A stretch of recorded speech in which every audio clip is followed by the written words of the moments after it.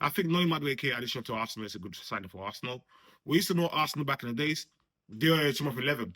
When you have Thierry Henry, you have no one on the same level or two levels beneath Thierry Henry. It has to be someone who is far beneath. When Arsenal had Robbie Van Persie, I remember they had Nicolas Bentner as a coming up striker. So when you have a player like Van Persie and Bentner is pushing him, Bentner cannot push Van Persie. It's not possible. So you need players who can actually push your best players to the next level. If you have a player like Noni Madueke breathing at the neck of Saka, that's a good competition.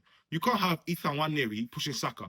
Ethan Nwaneri is far beneath where Saka is. If you look at the stats of all Arsenal players per 90 minutes so far this season and compare that to Noni Madueke, you can see that only Saka is just ahead of Noni Madueke. Noni Madueke is ahead of all the other players. And in fact, Noni Madueke has more shots on target than Saka. This is because Noni Madueke is very direct. When he has the ball, he's looking for the kill.